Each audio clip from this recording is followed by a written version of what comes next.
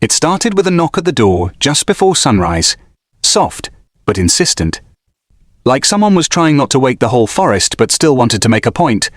And when I opened the front door of my lakeside ranch cabin, coffee in one hand and boots unlaced, I wasn't surprised to see Karen Kammer. Standing there, blazer pressed, sunglasses on despite the dawn fog, and a smug little grin like she'd just won a game I hadn't even agreed to play, and she didn't waste a second. "Just letting you know, you might start seeing construction equipment around the south dock," she said, her voice syrupy but sharp underneath, and when I asked what she meant, she handed me a folded flyer official looking HOA letterhead, maps, date sand at the bottom. New Lakefront development approved by HOA for member John W. Hastings, and I stared at it for a moment, confused, until she added with a wink, "That's my son, by the way." And that's when it clicked. She'd given him my lake, or at least tried to, by forging some fantasy in the HOA records that the land was now under 18. Community designation, which, in her mind, gave her authority to assign it, develop it, and claim it as hers to hand out like a prize at a raffle. But what she didn't know, what no one on that entire HOA board seemed to realize, was that while they were busy moving imaginary lines on printed maps, I'd been sitting quietly on the finance committee as a silent donor, funneling contributions through shell LLCs, land trusts, and conservation BACA funds, and as of last quarter, I held 82% financial control over the HOA's operating budget through community enhancement grants. They all voted in without reading the fine print. And while Karen's son was drawing up dock plans and calculating how many jet skis would fit on my shoreline, I was pulling every line of funding that made her little empire operate water maintenance, clubhouse, operations, security gate contracts, and even the landscaping budget for her personal yard. And I didn't say a word that morning, I just nodded, smiled and said, "Sounds like a big project. Hope you got permits," and went back inside, coffee still, hot and plans already moving. Because you don't confront snakes by stomping you. Do it by cutting off the oxygen. And the next morning, the first domino fell when her contractors showed up and found the gate to the lake locked tight. The access road blocked by a legal-grade steel barrier with signs from the Department of Environmental Protection, which I had called the night before with documents proving that the land in question was registered as a protected private watershed, and within 12 hours, their bulldozers were towed for unauthorized operation on ration. Restricted land, and Karen lost her mind, showing up with her son and shouting at the officers like she could outrank them, waving fake permits while they explained the fine was now in excess of $45. This audio was created with Podcastle.ai. Permits while they explained the fine was now in excess of $45,000 and code. Climbing, and I watched from the porch, sipping from my mug like always, while her son turned beet red and muttered, "You told me it was already ours," and then she turned on me, stormed across the grass like a thundercloud in heels and pearls, screaming, "You can't do this! We have HOA approval!" And that's when I calmly stepped inside and came back with a stack of files, financial records, board meeting minutes, and a statement showing that not only had she never brought Capra, the project to a vote, but that her last 3 board approvals were signed by her alone illegal under the bylaws, and grounds for immediate removal, and she knew it. Because her face went pale the second she saw her own signature on a copy of a form that never passed a vote, and when she screamed louder, I reminded her that I wasn't just a property owner, I was a major funder of the bar, HOA itself, and could freeze every dollar in the account with one phone call to the fund administrator, which I did, in front of her, right then and there. And the silence that followed was louder than any scream she could manage, because in that moment, she realized the lake wasn't hers to give, the HOA wasn't hers to control, and her son, the spoiled man-child she'd tried to build a kingdom for, was now standing in a field of liabilities with no land, no permits, and no future dock.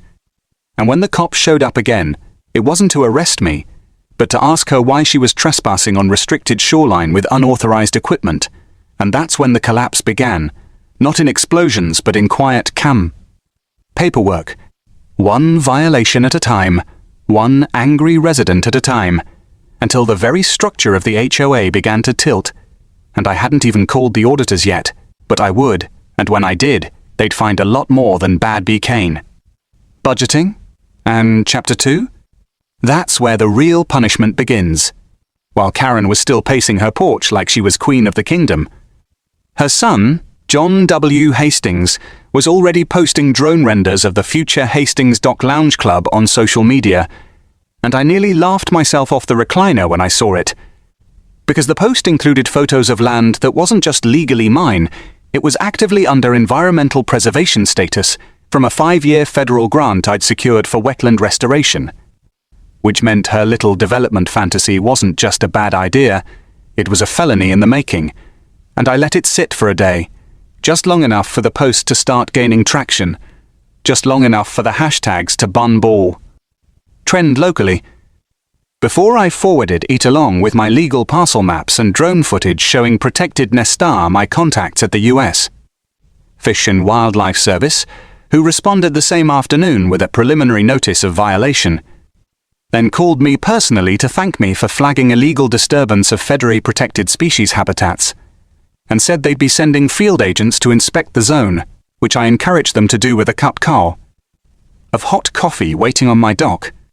Because nothing says Karen lost like 2 government trucks pulling up and taping off her so-called construction zone with yellow caution lines, while her son stood slack-jawed in flip-flops and a backwards hat asking, "What's a buffer zone?"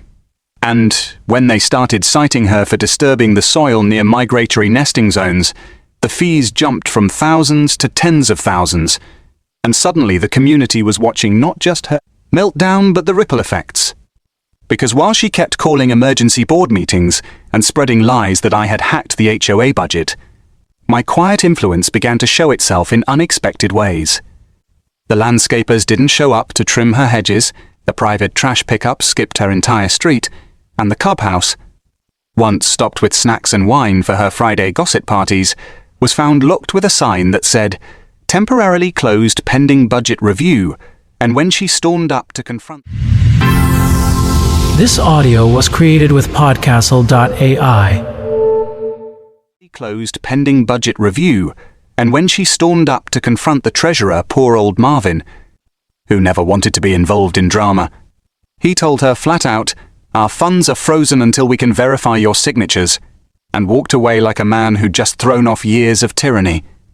And I just watched it all happen like a chess master mid-checkmate, calm and quiet, until she made the dumbest move of all. She called the cops again, this time demanding they investigate me for embezzlement, which would have been a hilarious joke if it hadn't brought 3 cruisers to my front gate with serious expressions and body cams. Already rolling, but like always, I had the paperwork ready, bank statements, notarized grant agreements, even copies of every transaction I made as a donor with board approval, and I laid it out for them under my porch fan while Karen screamed. Across the field, "He stole our HOA!" Like it was a town bank and not a volunteer committee made up of retirees who only joined for free access to the tennis court, and by the time the officers left politely, professionally, one of them even complimenting my dock work, Karen was red in the face, shrieking into her phone about lawyers and audits, and that's when I decided it was time to go public, not just with the legal facts, but with the truth about who I was, because for too long I'd been playing the quiet rancher, the behind-the-scenes investor, but it was time the community saw me for what I really was. The man who had funded, maintained, and legally protected 70% of the infrastructure the HOA bragged about. And I started by writing a formal letter, plain and simple, 2 pages, signed with legal backing detailing my role in HOA funding, outlining every dollar, explaining how I gained financial control through open grant bylaws they never thought anyone would read, and I distributed it not online, but in print mailed directly to every resident, sealed with their name and a predar, stamped signature. And within a week, everything changed. People stopped Karen on the walking trail to ask if it was true she gifted someone else's land to her son. Residents began organizing private meetings without her, and I heard whispers about a petition to dissolve the current board entirely, and I just kept sipping my coffee and minding my ranch while the storm brewed. Because she still hadn't grasped the core truth, not just that I owned the land, not just that I controlled the budget, but that I knew every clause in their bylaws because I'd helped write them 15 years ago. Back when the HOA was still forming and they asked for community stakeholders to review policy drafts, and I, being young and curious, volunteered, helped edit language, added clauses, and buried fail-safes in the legalese that no one ever thought would matter, like the one that said if over 70% of financial support came from one source, that individual could invoke emergency oversight, authority, which I was just days away from doing unless Karen stepped down. But of course, she didn't. She doubled down, calling a meeting on the lakeshore with her son, 2 remaining board members, and a clipboard full of demands. Shouting into a portable microphone about HOA sovereignty, while trying to read from a binder labeled New Rules 2025, and I didn't even interrupt her. I just walked down with a crass copy of the original HOA charter, flipped to the clause she'd forgotten, and handed it to the sheriff's deputy standing nearby, who read it, looked up, and said, "Ma'am, by this document, you're no longer in charge." And that's when her voice cracked, not with anger, but with disbelief, like the universe had suddenly stopped spinning, and I turned to her and said the words that would haunt her for the rest of her life. "You tried to give away something you never owned and you forgot who paid the bills." And in that moment, her son walked away in embarrassment, the board members resigned on the spot, and the HOA's rulebook was handed back to me not by force, but by law, by process, by preparation. And by the time the sun set, Karen was gone. The construction signs were down, and my lake was calm again, reflecting nothing but pines, sky, and the satisfaction of victory built not on shouting, but on strategy. After the HOA board disintegrated, and Karen's fake shoreline transfer was publicly revoked, you'd think she'd have packed her bags and slinked off quietly. Maybe booked a trip to somewhere HOA-free like the mountains of Montana or a remote beach without Wi-Fi. But no, she did what Karens do best. Doubled down with blind arrogance, flailing in every direction like a sinking ship captain still shouting orders to lifeboats that had already paddled away.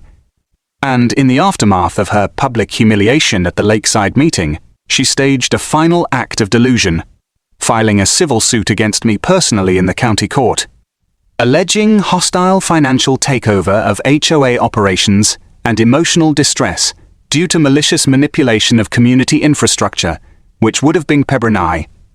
Laughable if it hadn't made headlines in our local paper, her handing a press release to a junior reporter who ran it as front-page drama before checking a single fact. And for 48 hours, the neighborhood was buzzing with whispers, some wondering if I really had overstepped, if I'd been too quiet about my power, if Karen had a point, and that's when I knew it was time to finish this, not with Twan.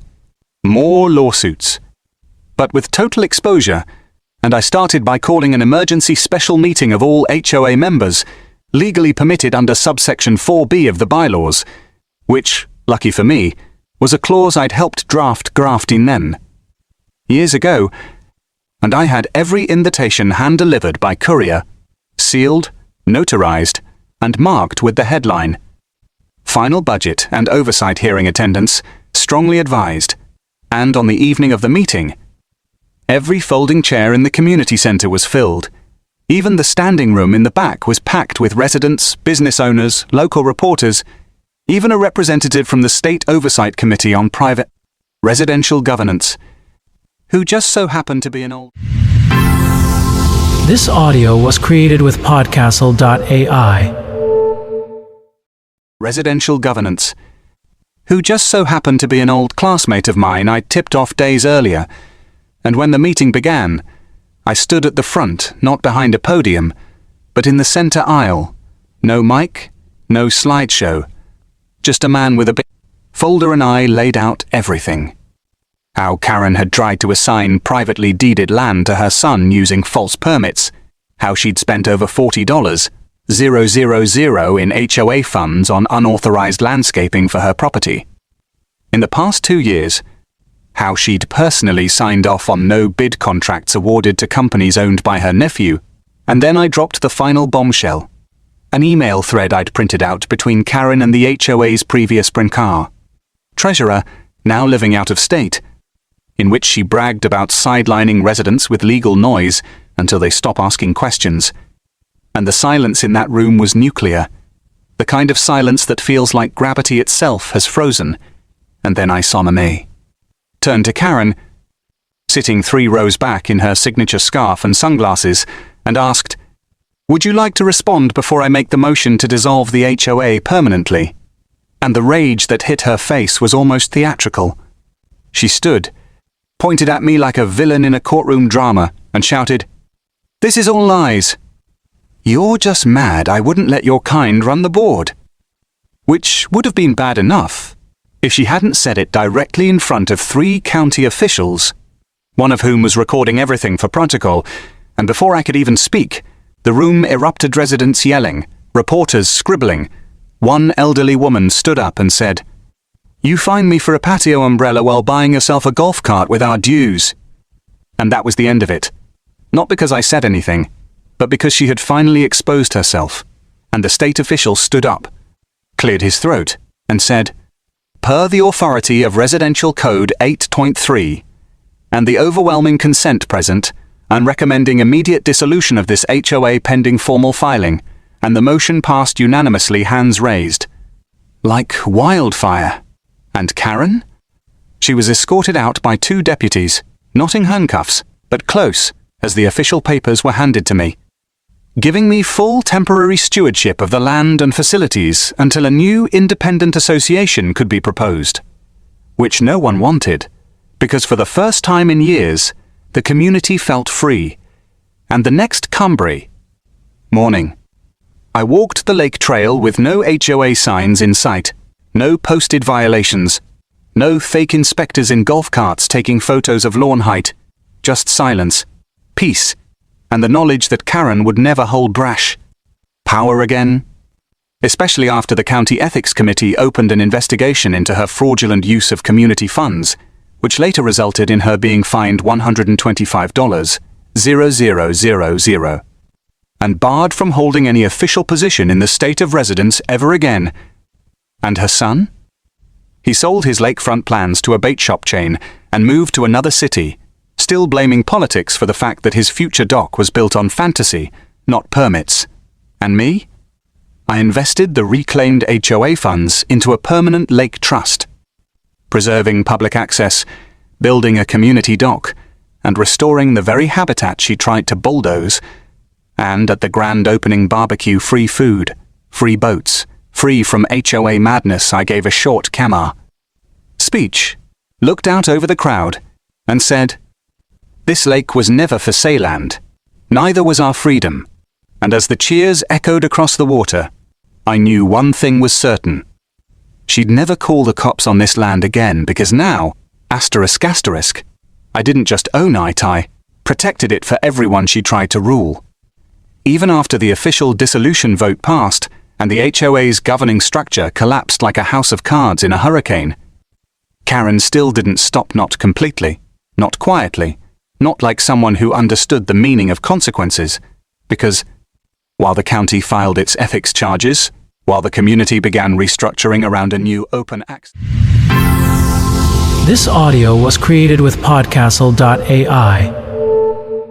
charges, while the community began restructuring around a new open access trust-funded system, while her son quietly deleted every social media post mentioning the fake dock project and slipped out of town with a real estate agent and a for sale sign, Karen was still showing up, standing at the edge of a lake in her overpriced sandals and silk scarves, yelling at teenagers for trespassing on federal waters like she still ran the place.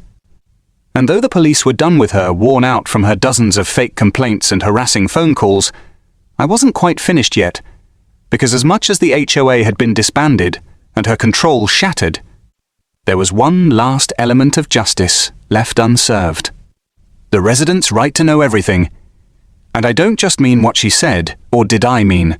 The paper trail, the budgets, the hidden fines, the secret contracts. The emails where she joked about disciplining non-conforming lawn aesthetics. And I'd spent the past 3 weeks with a team of volunteers and one very overworked paralegal, sorting through every document the HOA had ever filed. From handwritten complaints about mailboxes that clash with neighborhood tones, to signed approvals for Karen's personal garden expansion build under public beautification, and what we found was more than corruption. It was absurdity, comedy, and tragedy all in one. One woman had fined her own neighbors over $16,000 in total for things as ridiculous as wind chimes, audible past 9 p.m., and patio lighting.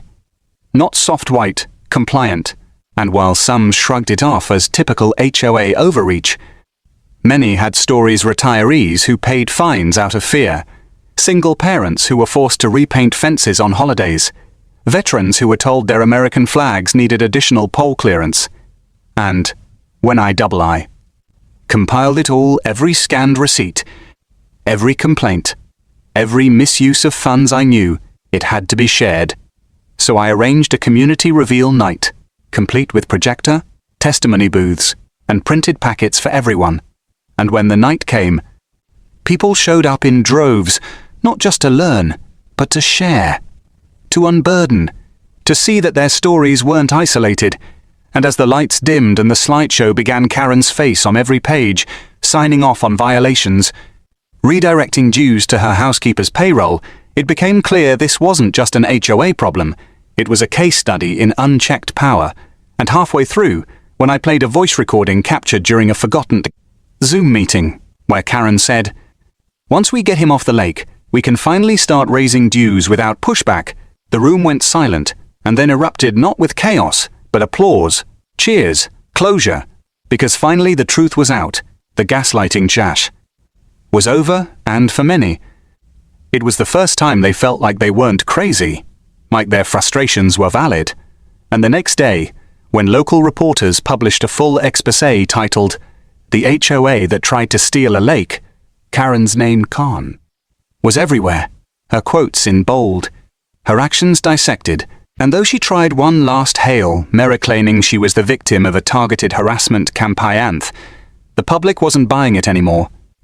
And the state wasn't either, because the audit I'd triggered finally concluded and found over $278,000 in misallocated funds, and the county moved fast, freezing her assets, seizing her HOA/funded SUV, and revoking her title on the very lot she'd lived on for 2 decades, which turned out was never legally transferred to her after her divorce, and without the HOA structure to cover the error, the paperwork collapsed. And just like that, she was served with a vacate notice, and on the final morning, I watched from my dock as the movers hauled boxes out of her house, and she stood on the porch one last time. Not in power, not in pearls, but in a worn Naz sweater, no sunglasses, no entourage, no voice. This audio was created with Podcastle.ai. No sunglasses, no entourage, no voice left to raise, and I nodded to her, not out of spite, but out of finality, because in that moment, the war was over, the lake was ours again, the community was healing, and the woman who tried to gift stolen land to her son had been undone not with vengeance, but with paperwork, patience, and public truth. And as the sun rose over the water, casting golden light across the calm surface, I walked the trail that now had benches, lanterns, and new flowers planted by neighbors who smiled again, waved again, laughed again, and I knew, deep down, that the battle for the lake was never about the land. It was about dignity, about protecting something real from the hands of someone fake. And as I dipped my boots in the water, kids ran past with fishing poles and dogs barked from kayaks. I finally let the breath out I'd been holding since Karen first knocked on my door that cold morning months ago. And I smiled, because I didn't just own the lake had freed it.